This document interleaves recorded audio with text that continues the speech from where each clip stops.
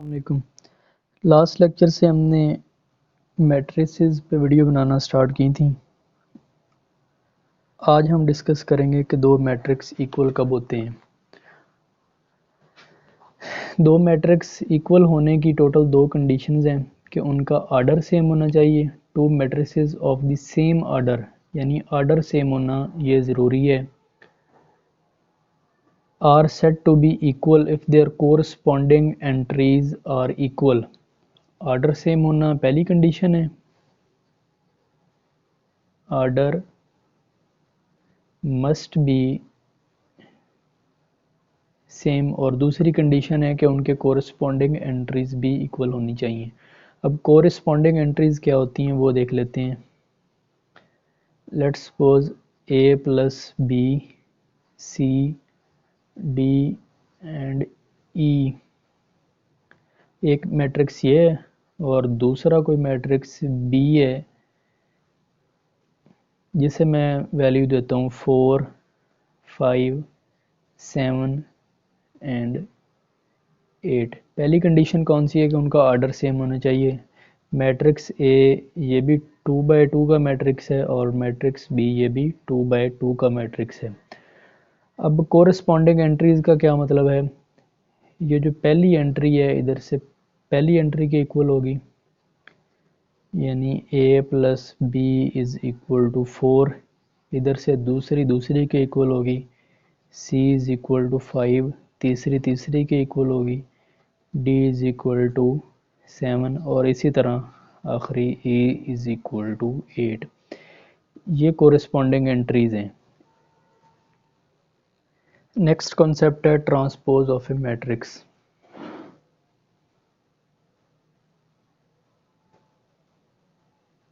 Transpose of a matrix.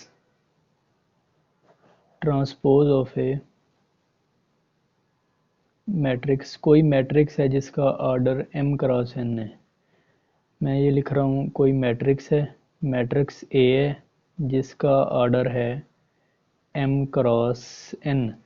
तो इसके transpose को हम इस तरह डिनोट करेंगे a की power t, t for transpose. इसका ट्रांसपोज का ऑर्डर क्या होना चाहिए, वो होगा n क्रॉस m।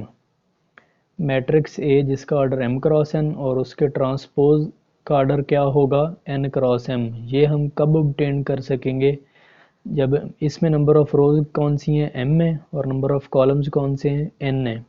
इसमें नंबर ऑफ़ रोज़ n और नंबर ऑफ यानी इसके जो रोज़ हैं वो इसके कॉलम बन गए हैं, इसके कॉलम इसकी रोज़ बन गई हैं। अब यहाँ से ये बात पता चल रही है कि अगर कोई मैट्रिक्स जिस में उसके मैट्रिक्स में उसके रोज़ को उसके कॉलम बना दिए जाएं और कॉलम को रोज़ बना दिया जाए तो वो उसका ट्रांसपोज बन जाता है। तो इसकी डेफिनेशन देख लेते हैं।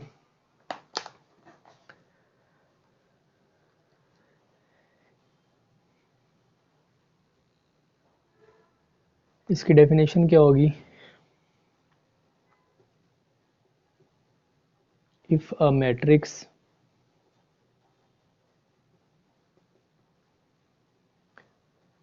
Of order m cross n ये मैट्रिक्स है, then an n cross m matrix obtained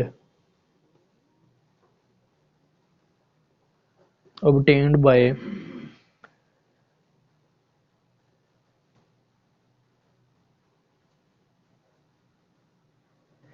interchanging the rows and columns of A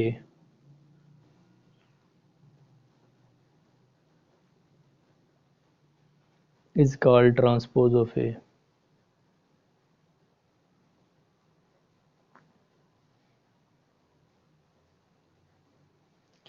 example इसकी देख लेते हैं। कोई मैट्रिक्स ए है जिस 1 2 3 4 5 7 हमें कहा गया है कि इस मैट्रिक्स का ट्रांसपोज फाइंड करें, तो वो पहली रो को हम पहला कॉलम बना देंगे। पहली रो कौन सी है? पहली रो के एलिमेंट्स हैं 1 2 एंड 3, उसको पहला कॉलम बना दिया जाएगा 1 2 3। सेकंड रो कौन सी है? 4 5 7, उसे सेकंड कॉलम बना दिया जाएगा 4 5 एंड 7। ये इसका ट्रांसपोज बन गया है। अब अगर आपने आर्डर देखना है तो इसका आर्डर कितना है? 2 क्रॉस 3, तो इसका क्या बन जाएगा? 3 क्रॉस 2। 3 क्रॉस 2, इसमें नंबर ऑफ रोज 3 है एंड नंबर ऑफ कॉलम्स ये 2 है। इस तरह आप इसकी और एग्जांपल्स भी देख सकते हैं। नेक्स्ट कॉन्सेप्ट्स आते हैं symmetric and skew symmetrics matrices.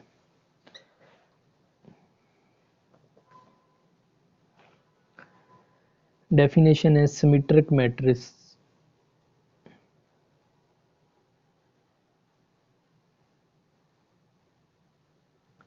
Symmetric कोई मैट्रिक्स सिमेट्रिक मैट्रिक्स उस वक्त होगा जब उसका ट्रांसपोज उसी मैट्रिक्स के इक्वल आ जाए। इसकी पहली बात तो ये है कि ये स्क्वायर मैट्रिक्स होना चाहिए। ये मैट्रिक्स क्या होना चाहिए? स्क्वायर होना चाहिए, यानी इसके नंबर ऑफ कॉलम्स और नंबर ऑफ रोज ये इक्वल होनी चाहिए। m is equal to n होना चाहिए। m क्या है? नंबर ऑफ रोज, और n number of columns. a matrix a square matrix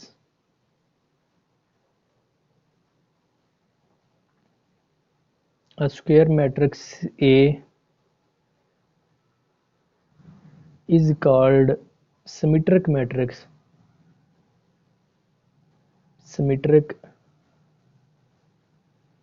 matrix if अगर उस मैट्रिक्स का ट्रांसपोज लिया जाए और वो उसी मैट्रिक्स के ही इक्वल आ जाए तो उसे हम सिमेट्रिक मैट्रिक्स कहेंगे। इसमें भी ऑर्डर की बात नहीं की गई, सिर्फ इतना बताया गया कि उनका ऑर्डर इक्वल होना चाहिए। वो 2 बाय 2 भी हो सकता है, 3 बाय 3 भी हो सकता है, 4 बाय 4 भी हो सकता है। 4 बाय 4 का मतलब क्या है? उसमें 4 ही नंबर ऑफ रोज हैं और 4 ही नंबर ऑफ कॉलम्स हैं। मैं एक एग्जांपल लिखने लगा हूँ 2 3 2 3 एंड 3 2। अब इसका हमें क्या करना है? इसका ट्रांसपोज लेना है। इसका ट्रांसपोज लें। अब ट्रांसपोज कैसे लेते हैं? पहली रो को, ये पहली रो इसका पहला कॉलम बनाना है 2, और ये 3 इधर आ जाएगा। इसके बाद दूसरी रो को दूसरा कॉलम बनाना है, ये वाला 3 इधर आ जाएगा, और ये वाला, यानी ये दूसरी रो है, इसे दूसरा कॉलम बनाना है तो ये इधर आ जाएंगे। ये क्या किसके इक्वल आ गया है? ये ए के ही इक्वल आ गया है। ये कुछ और भी हो सकता था। तो इसमें अब ए ट्रांसपोज ए के ही इक्वल आ गया है, तो इसका मतलब ये है कि ये वाला ए मैट्रिक्स ये सिमेट्रिक मैट्रिक्स है। नेक्स्ट एक डेफिनेशन आती है सी क्यू सिमेट्रिक मैट्रिक्स। वो भी इसी तरह का होता है, उसमें सिर्फ यही फ़र्क है कि अगर ए ट्रांसपोज माइनस ए के इक्वल आ जाए, ए ट्रांसपोज माइनस ए के इक्वल आ जाए तो उसे सी क्यू सिमेट्रिक मैट्रिक्स कहते हैं। C Q symmetric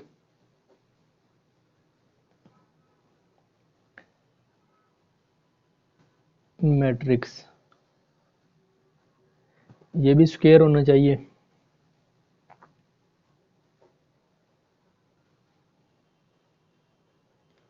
A square matrix A is called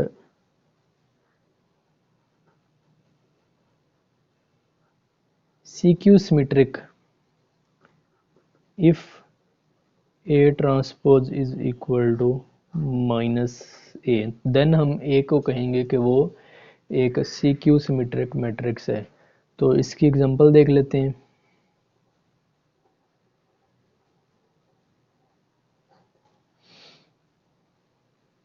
मैं यही ऊपर वाली एग्जांपल ले लेता हूँ, इसको ज़रा इस तरह से अरेंज करेंगे 2 3। ये एग्जांपल 2 बाई 2 की, मैं एक 3 बाई 3 की एग्जांपल लेता हूँ जिसका पहला एंट्री है 0, फिर 4, 3, -4, 0, -1, -3, 1 एंड 0। इसमें याद रखने वाली ये बात है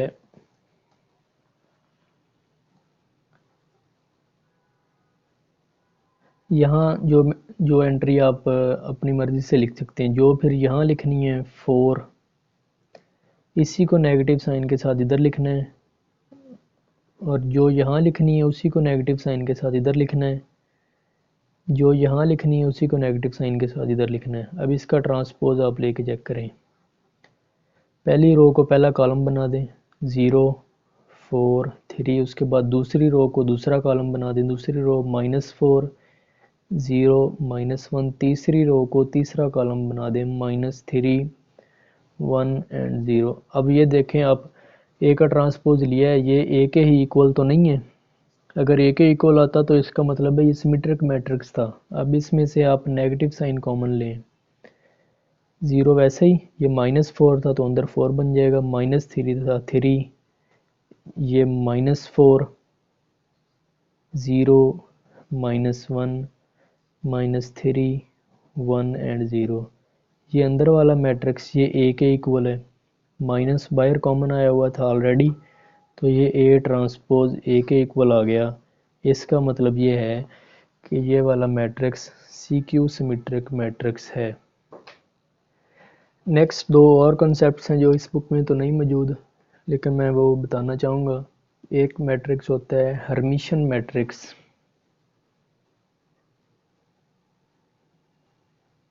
हर्मिशन मैट्रिक्स, हर्मिशन मैट्रिक्स कौन सा होता है? ऐसा matrix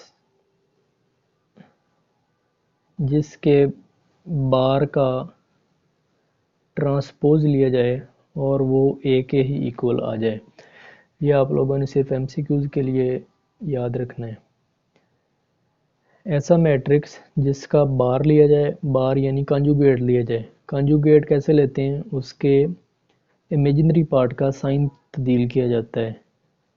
A plus aorta B है तो इसका बार कैसे लेंगे? इमेजिनरी पार्ट का साइन ए माइनस एयोटा बी। तो अगर कोई मैट्रिक्स है उसका कॉन्जुगेट लिया जाए और उसका ट्रांसपोज लिया जाए, अगर वो ए के ही इक्वल आ जाए तो इसका मतलब है कि ये वाला ए मैट्रिक्स ये हर्मिशन मैट्रिक्स है। नेक्स्ट उसके बाद आता है सी क्यू हर्मिशन। पहले हमने पढ़ा था skew symmetric, skew Hermitian matrix. आप ये डेफिनेशन भी लिख सकते हैं जैसे पहले लिखी है। तो ये वाले मैट्रिक्स भी स्क्वायर ही होंगे। कोई मैट्रिक्स जिसका कॉन्जुगेट लें और उसका ट्रांसपोज लें, बाद पहले कॉन्जुगेट लेना है बाद में ट्रांसपोज लेना है, और वो -a के इक्वल आ जाए तो उस मैट्रिक्स ए को हम सी क्यू सिमेट्रिक मैट्रिक्स कहेंगे। ये आप लोग चारों बातें ये नोट कर लें। Note,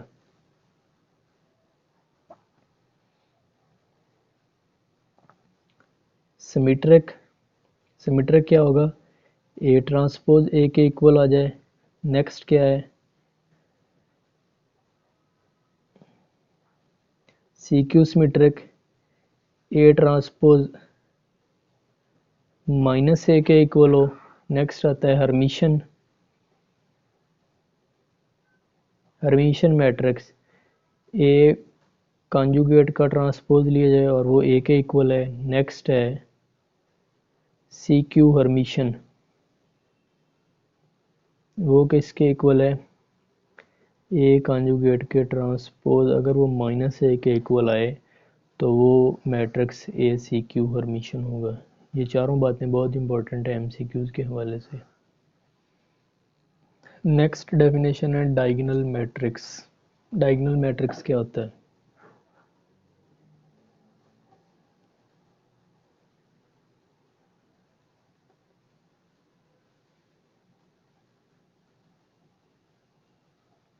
diagonal matrix, a matrix of order n, order n या ऑर्डर m, इसका मतलब है कि वो स्क्वायर मैट्रिक्स है। A square matrix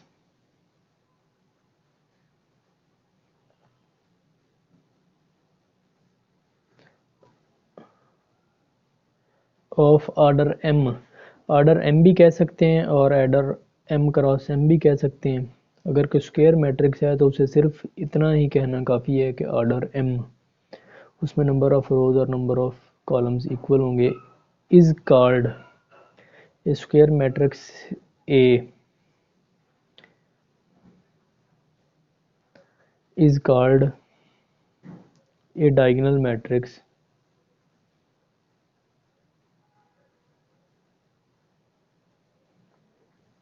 if aij is equal to 0 for all I is not equal to j and at least one aij is not equal to 0 for all i is equal to j. सबसे पहले तो ये बात देखें ए i जे है क्या। ये कोई स्क्वायर मैट्रिक्स ए था जिसके एलिमेंट्स हैं, एलिमेंट्स को इस तरह ज़ाहिर किया जाता है ए आई जे। आई क्या है, नंबर ऑफ रोज, और जे क्या है, नंबर ऑफ कॉलम्स। अब ये बात आपको मैं एग्जांपल से ज़्यादा आपको क्लियर हो जाएगी।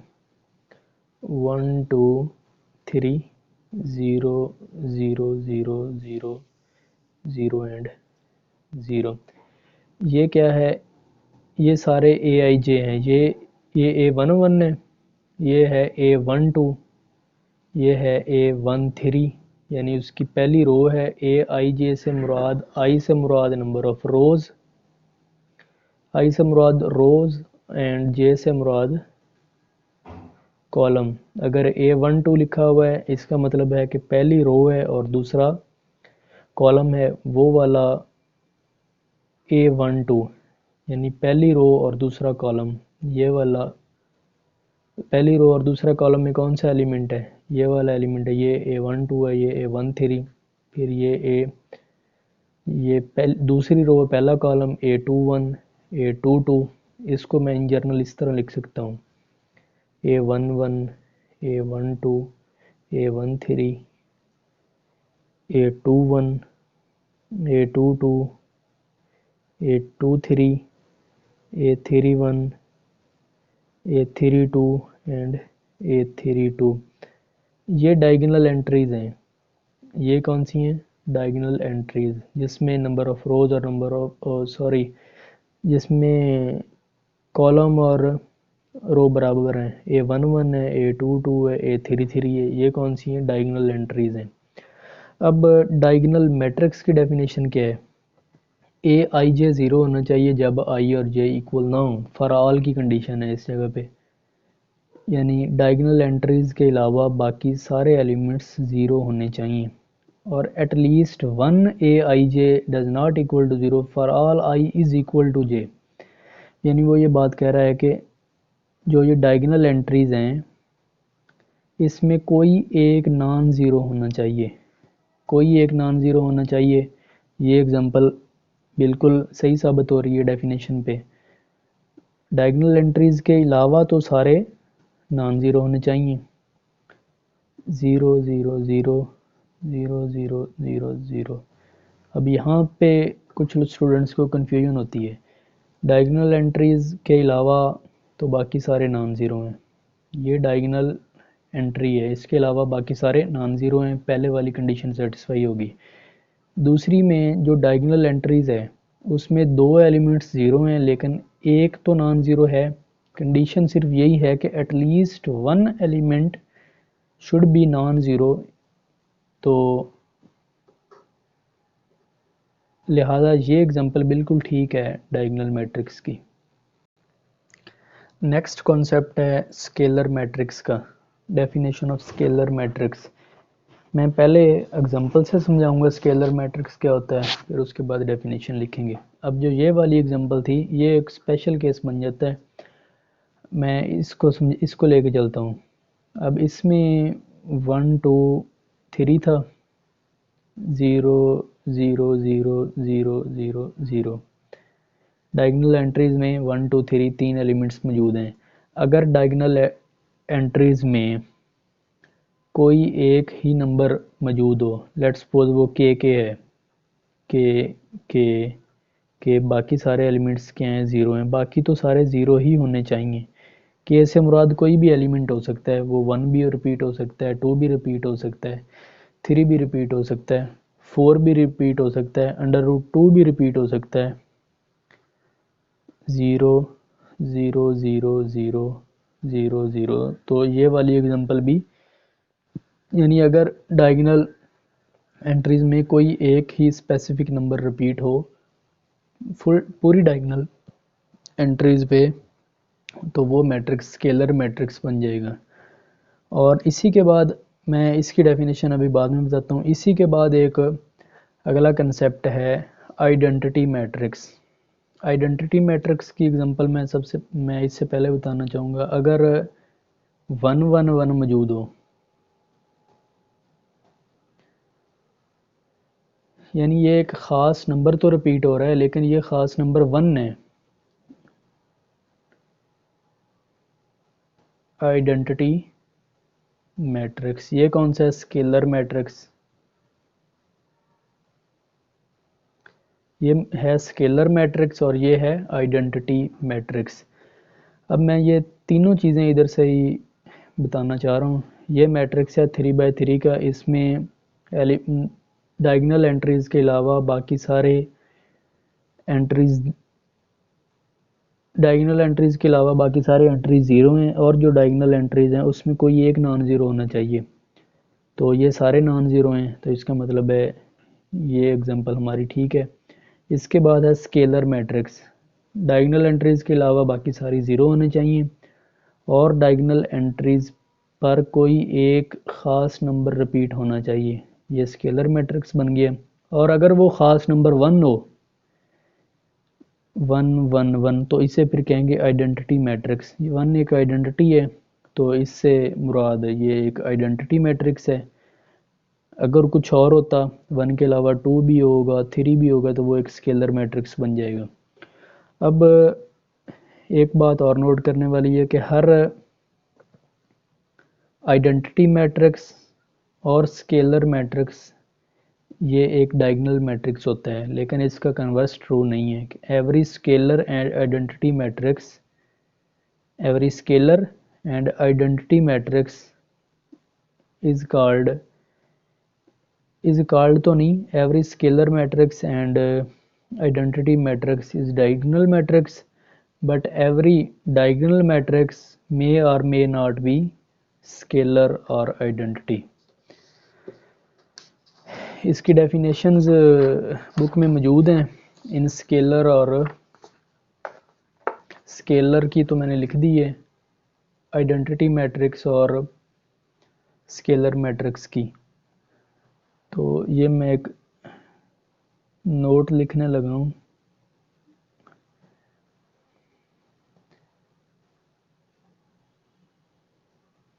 उम्मीद है आपको पिछला कंसेप्ट समझ आ गया होगा।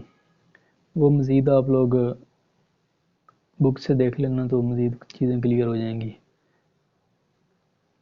Every scalar and identity matrix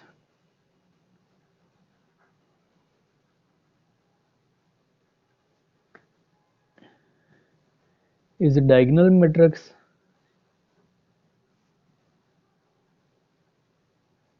but converse से मुराद है कि जो डायगोनल हो, यानी जो स्केलर होगा वो भी डायगोनल होगा, जो आइडेंटिटी होगा वो भी डायगोनल होगा। कन्वर्स से मुराद है कि अगर कोई डायगोनल है तो ये बात लाजमी नहीं है कि वो स्केलर भी हो या आइडेंटिटी भी हो, but it's converse may not be may not be true का मतलब है कि वो ट्रू हो भी सकता है और नहीं भी ट्रू हो सकता है। ये इसमें ये लास्ट वाले कॉन्सेप्ट्स काफ़ी इंपॉर्टेंट है। कोई मैट्रिक्स सिमेट्रिक कब होता है, कोई मैट्रिक्स सीक्यू सिमेट्रिक कब होता है, और ये डायगोनल, स्केलर और आइडेंटिटी, इसके कॉन्सेप्ट्स मिलते जुलते हैं। ये आप लोग अच्छे से तैयार करें। अगर इसमें कोई कन्फ्यूजन है तो आप लोग कमेंट सेक्शन में पूछ सकते हैं। Thank you very much. अल्लाह हाफिज़।